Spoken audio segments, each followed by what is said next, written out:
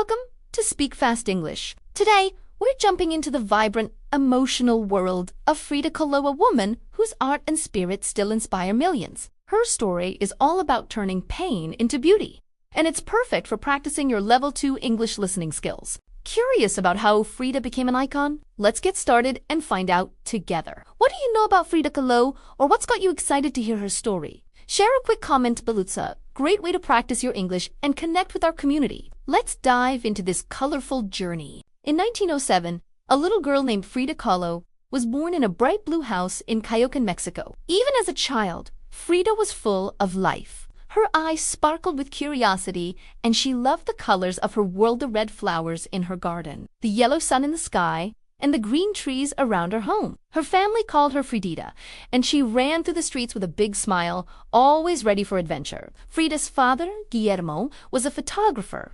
He taught her to see beauty in small things, like the way light danced on a wall. Her mother, Matilda, filled the house with stories and songs.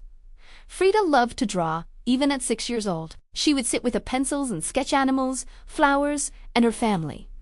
Her drawings were bold, just like her spirit, but life wasn't always easy. When Frida was 6, she got very sick with polio, a disease that made her right leg weak. She spent months in bed, feeling scared and alone. Her father brought her books and told her, "You are strong, Frida."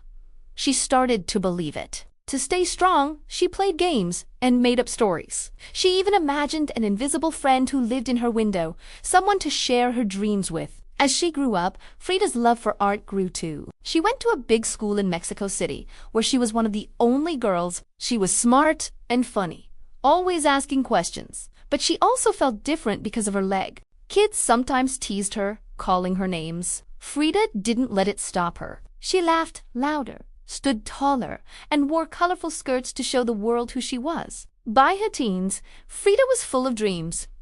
She wanted to be a doctor or maybe an artist. She didn't know it yet, but her life was about to change forever. Her bright, colorful childhood was just the start of a story that would inspire the world. Hey, Speak Fast English friends! What did you think of Frida's colorful childhood? Drop a quick comment below with your favorite part or share a memory from your own childhood. Writing a sentence is a fun way to practice your English and join our community. At 18, Frida Kahlo was full of energy and big plans. She was studying in Mexico City, dreaming of becoming a doctor, and her life was buzzing with possibilities. But on a rainy afternoon in 1925, everything changed. Frida was riding a bus home when it crashed into a streetcar. The accident was terrible. Frida was badly hurt, her body broken in many places. She was rushed to the hospital in pain and scared, not knowing if she would ever walk again. 4 months, Frida stayed in bed, trapped in a hard plastered cast. The pain was constant, and the days felt long. Her dreams of being a doctor seemed to slip away. She felt alone, stuck in her room with only her thoughts and fears. Her family was there, bringing her food and love. But Frida struggled. Why me? She asked herself, staring at the ceiling.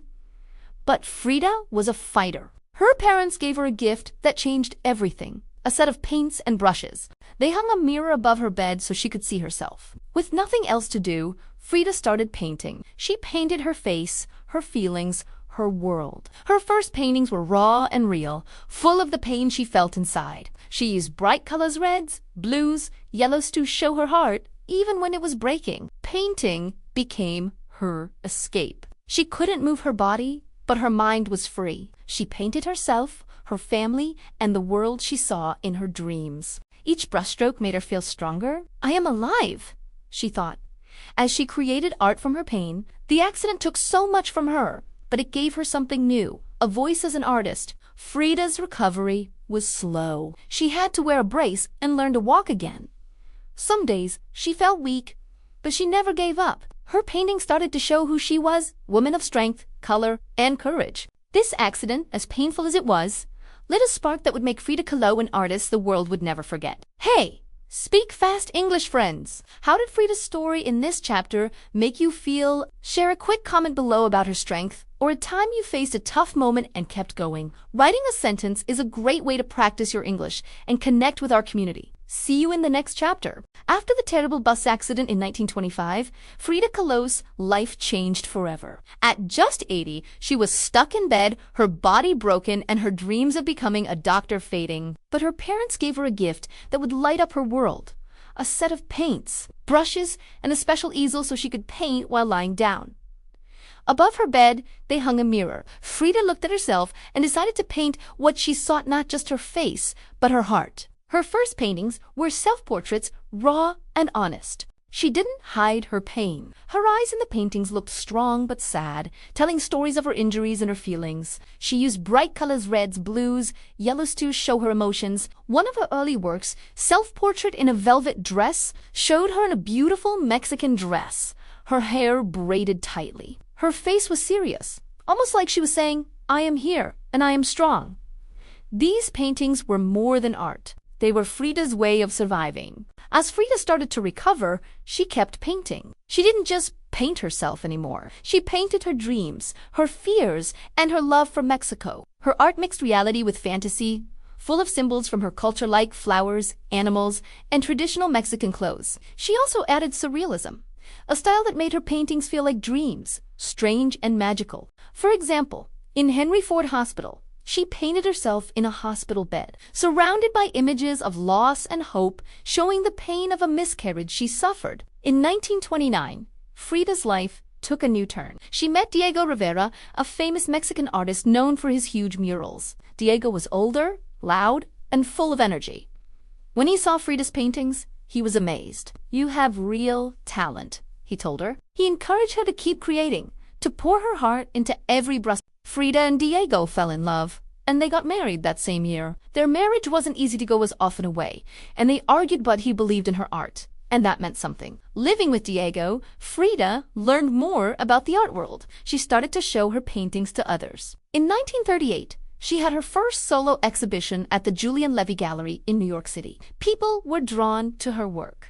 Her paintings, like What the Water Gave Me, showed a surreal world of floating symbols from her life feet, flowers, and memories. Another painting, The Frame, put Frida in a colorful scene surrounded by nature and Mexican culture. Her art was personal, emotional, and impossible to ignore. Frida's paintings spoke about her life, her pain, her love, her Mexican roots. After her divorce from Diego in 1939, she painted the two, showing two versions of herself sitting side by side, their hearts connected by a thin vein. One, Frida wore a traditional Mexican dress. The other, a European-style dress, showing the two sides of her identity. It was her way of expressing the heartbreak of losing Diego and finding herself again. Even with health problems and a stormy marriage, Frida never stopped painting. Her art was her voice, her therapy, her strength. She turned every struggle into something beautiful, creating paintings that spoke to people's hearts. Her work was starting to get noticed, but Frida was just beginning to show the world what she could do.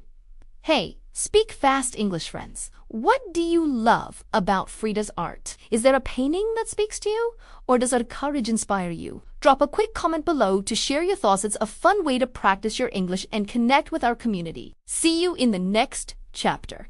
In 1922, a 15-year-old Frida Kahlo saw Diego Rivera painting a mural at her school in Mexico City. He was 36, a famous artist with a big personality. Frida was fascinated by his art and his passion for Mexico. Years later, in 1928, they met again through friends. Sparks flew, and in 1929, they got married. Frida was 22, and Diego was 42. Their wedding was full of music, dancing, and bright Mexican colors. Frida wore a traditional dress, and Diego beamed with pride. But their love story wasn't simple. It was a mix of joy, pain, and passion. Frida loved Diego's talent and his bold ideas. Diego saw Frida as a unique artist with a fire inside her. He called her the great fact of my life. But their marriage was hard. Diego had many lovers. Even after marrying Frida, the worst betrayal came when Diego had an affair with Frida's sister, Cristina.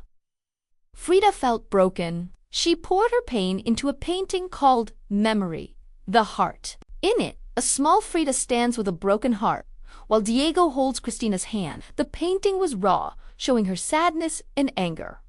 Frida wasn't perfect either. She had lovers too, like the famous Leon Trotsky, but her heart always belonged to Diego.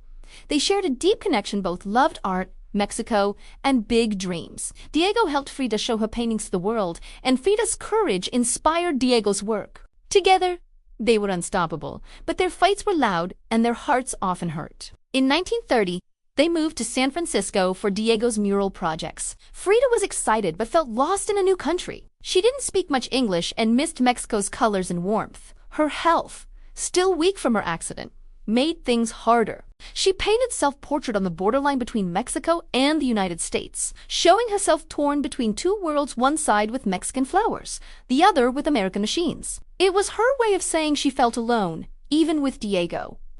Back in Mexico, life wasn't easier. Diego was often away, painting or meeting people. Frida stayed home, surrounded by her pets, monkeys, dogs, and a deer she loved. She wrote in her diary and painted to fill the lonely days. In 1939, after years of fights and heartbreak, Frida and Diego divorced.